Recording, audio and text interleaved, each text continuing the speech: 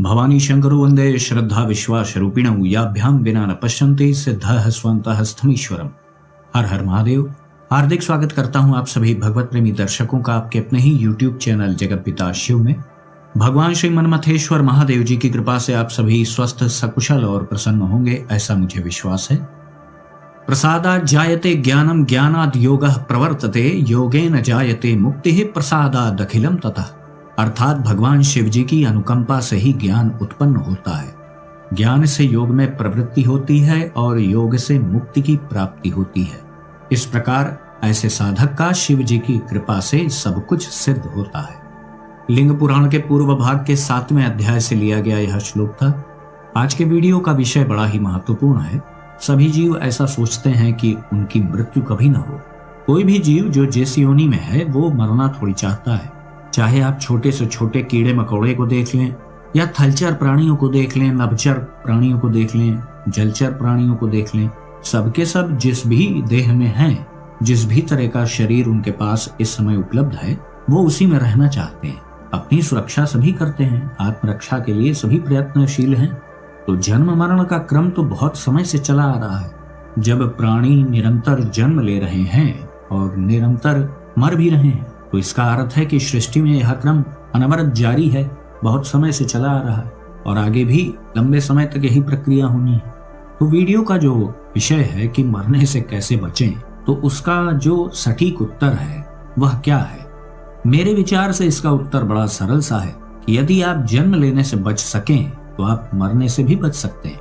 ये बात थोड़ी सी गंभीर है, इसको समझना पड़ेगा आपको। जन्म लेना ही मृत्यु का कारण है। जो जन्म नहीं लेता उसकी मृत्यु भी नहीं होती। तो ये बड़ी गूढ़ बात है, इसको समझिए आप। जन्म लेने से आप कैसे बच सकते हैं? आप कहेंगे कि मैं तो जन्म ले ही चुका हूँ, मैं तो इस दुनिया में हूँ ही, इस समय यह वीडियो देख रहा हूँ तो मैं तो जीवित हूँ, इस समय मेरा जन्म हो चुका है।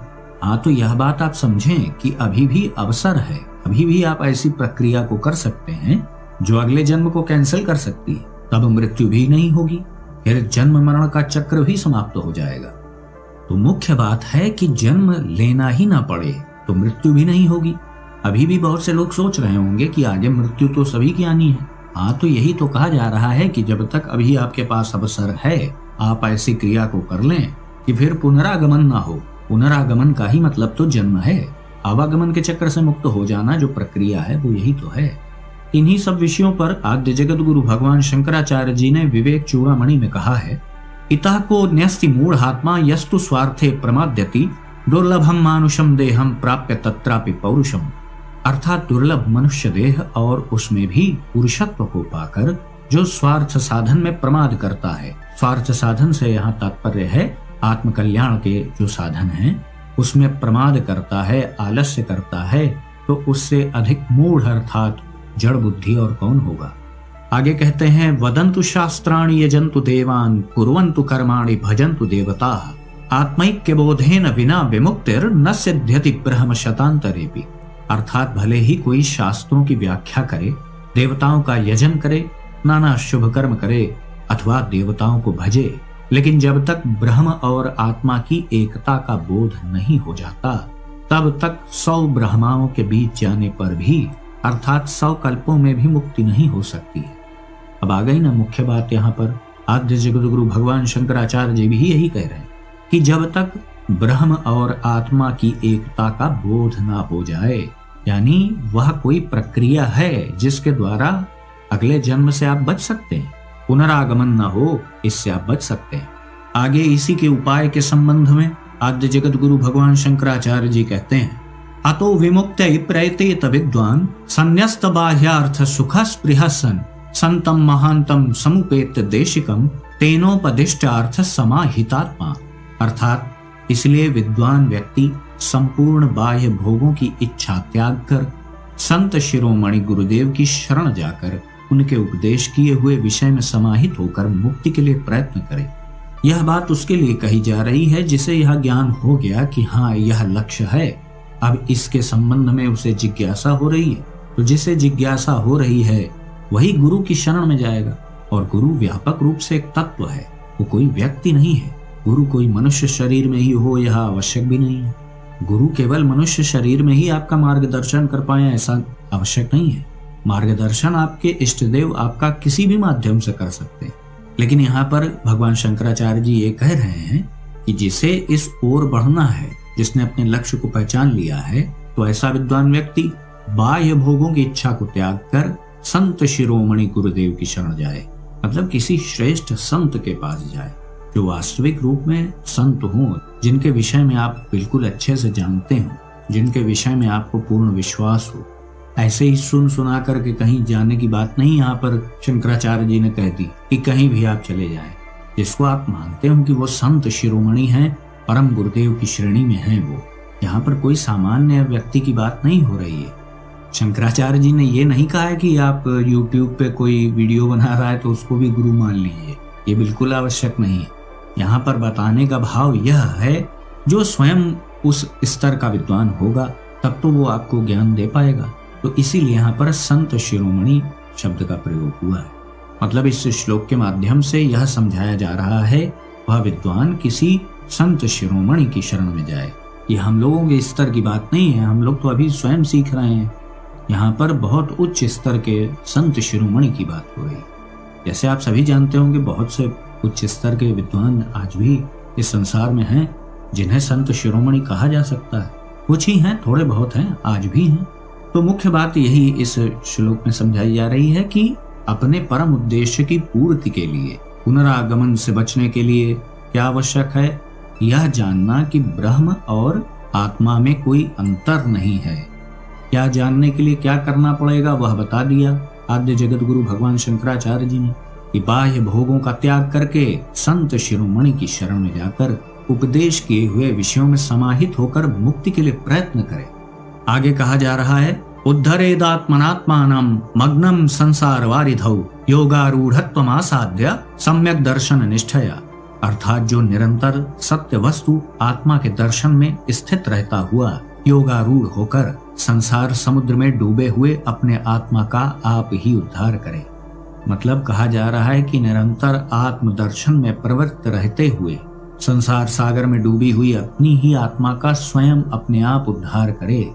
उद्धरेदात्मनात्मानं मग्नं संसार वारिधौ, अपनी आत्मा का अपने द्वारा ही उद्धार करे। संन्यस्य सर्व कर्माणि भवबंध विमुक्तये यत्ततां पंडितैर्धीरैरात्माभ्यास उपस्थितये। अर्थात आत्माभ्यास में तत्पर हुए धीर विद्वानों को संपूर्ण कर्मों को त्याग कर भव बंधन की निवृत्ति के लिए प्रयत्न करना चाहिए। अब संपूर्ण कर्मों को त्याग करके कैसे करेगा कोई? जल पीना त्याग दे, वो भोजन करना छोड़ दे, चलना फिरना छोड़ दे या अपनी नौकरी पे जाना छोड़ दे? यहाँ पर ये नहीं कहा जा रहा। संपूर्ण कर्मों को त्याग कर भव बंधन की निवृत्ति के लिए प्रयत्न करना चाहिए। तो ये थोड़ी कहा जा रहा है कि सब कर्मों को त्याग दो। सब कर्मों को तो त्यागने का विधान ही नहीं, ऐसा कोई सिस्टम ही नहीं कि आप कर्म करना त्याग कर पाए। शंकराचार्य जी ने जो बातें लिखी बड़ी गूढ़ स्तर की लिखी हैं, उसको समझने के लिए थोड़ा सा विवेक चाहिए होता है। ये तो ग्रंथ का नाम ही विवेक चूड़ामणि है। यह तो आप जानते हैं कि कर्म करना त्यागा ही नहीं जा सकता है, क्योंकि कर्म का त्याग करना भी एक कर्म है। कमरे में मुंह घुमा के आप कोने में बैठ जाएं तो वो भी तो एक कर्म है। कुछ न करना भी एक कर्म है। केवल श्वास लेते रहना भी एक कर्म है। तो ये तो यहाँ पे शंकराचार्य जी कह ही नहीं सकते हैं कि कोई कर्म ना करो। ये यहाँ पे बताने का प्रयास है कि संपूर्ण कर्मों से अपनी आसक्ति को त्याग दो, अपना कर्तव्य समझ के सब कर्मों को करो, उसमें बंधने की क्या आवश्यकता है। भव बंधन की निवृत्ति के लिए प्रयत्नशील होना चाहिए। चित्त को यहाँ लगाइए। कर्मों को तो आप बाह्य रूप से कर ही रहे हैं, उसमें क्या हर्ज? किसके लिए कर रहे हैं यह स्पष्ट होना चाहिए बिल्कुल। ये सब प्रभु के लिए कर रहा हूँ। प्रभु की दुनिया है, प्रभु का दिया काम है, दायित्व उनका दिया हुआ है, परिवार उनका दिया हुआ है। जो भी जिनका भी आप दायित्व उठाए हुए हैं वो सब प्रभु का ही स्वरूप मान लीजिए। यही सीधा सरल इसका मार्ग है। तो संपूर्ण कर्मों से आसक्ति को त्याग कर भव बंधन की निवृत्ति के लिए प्रयत्न करें। यह श्लोक यही समझाता है। चित्तस्य शुद्धये कर्म न तु वस्तुपलब्धये वस्तु सिद्धिर विचारेण न किंचित कर्म कोटिभिः। अर्थात कर्म चित्त की शुद्धि के लिए ही है। बात तो सच है। एक साधक यदि अपने लक्ष्य को पहचान गया है तो उसके लिए तो संपूर्ण कर्म इसीलिए हो रहे हैं कि चित्त की शुद्धि बनी रहे। चित्त की शुद्धि के लिए ही कर्म है। चित्तस्य शुद्धये कर्म न तु वस्तुपलब्धये, वस्तुपलब्धि के लिए कर्म नहीं है। कर्म का हेतु है चित्त की शुद्धि। अब आप कहेंगे तो बड़ी विचित्र बात है, कैसे समझी जाए? इसको सरल तरीके से समझ लीजिए कि कर्म चित्त की शुद्धि के लिए कैसे है। ऐसे है, आपको भूख लगी है, आप भोजन नहीं करेंगे तो भोजन का चिंतन करने लग जाएंगे, आप चित्त प्रभावित हो गया ना। तो कर्म अंततोगत्वा चित्त पे ही असर डाल रहा है। आप भोजन कर लीजिए, फिर भोजन का चिंतन नहीं होगा। कर्म के लिए पहले आपके अंतःकरण में ही तो सब संरचनाएं बनती हैं। आगे श्लोक का अर्थ है वस्तु सिद्धि तो विचार से ही होती है, कर्मों से कुछ भी नहीं होता है। वस्तु की सिद्धि विचार से होती है, कर्मों से कुछ भी नहीं होता है। जैसे आपसे कहा जाए कि आप जाइए दवा लाइए, तो दवा तो हजारों किस्म की हैं। या आपसे कहा जाए कि कर्म करो, तो आप कहेंगे ना कि कौन सा कर्म करूं भाई? तो उसके ऊपर कौन नियंत्रण कर रहा है? विचार। आप विचार के द्वारा बताएंगे ना कि ये कर्म करना है, ये वाली दवा लानी है ना। उसके साथ एक विशेषण जुड़ गया, तो विचारों से ही कर्म सिद्ध होता है। वस्तु सिद्धिर विचारेण न किंचित कर्म कोटि भी।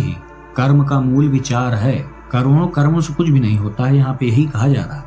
सम्यक विचारतः सिद्धा रज्जु तत्वावधारणा भ्रांत्योदित महासर्प भय दुख विनाशिनी।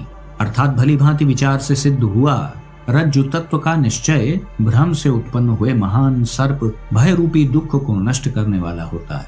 मतलब भली प्रकार से जब ज्ञान के द्वारा आप यह समझ गए कि यह तो रस्सी है, यह सर्प नहीं है, तो आपका भय मिट जाएगा।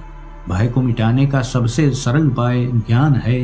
भली भांति विचार के द्वारा सिद्ध हुआ रज्जु तत्व का निश्चय, यह निश्चय हो गया ना, दृढ़ निश्चय कर लिया। जब व्यक्ति ने जान लिया कि वास्तविक सत्य क्या है, उसे दृढ़ निश्चय हो गया, तब फिर वो कैसे कहेगा कि ये सर्प है। आप ही जैसे कभी ऐसा भ्रम में पड़ जाए, कहीं कोई ऐसी वस्तु आपको दिख रही होगी जो सर्प के जैसी दिख रही, और फिर बाद में आप उस पर लाइट मारें, टॉर्च मारें, और आपको पता चल जाए कि वो तो एक रस्सी है मात्र, तो उससे आप क्यों भयभीत होंगे? तो उसी तरीके से उदाहरण दे करके यहाँ पे इस बात को समझाया जा रहा है कि वह दृढ़ निश्चय जो है उस भ्रम से उत्पन्न हुए महान सर्प भय रूपी दुख को नष्ट करने वाला है।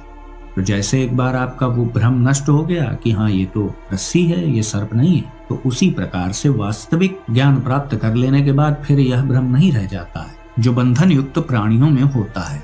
अब आगे इस विषय में अंत में आद्य जगत गुरु भगवान शंकराचार्य जी ने कहा, अर्थस्य निश्चयो दृष्टो विचारेण हितोक्तितः न स्नानेन न दानेन प्राणायाम शतैन वा।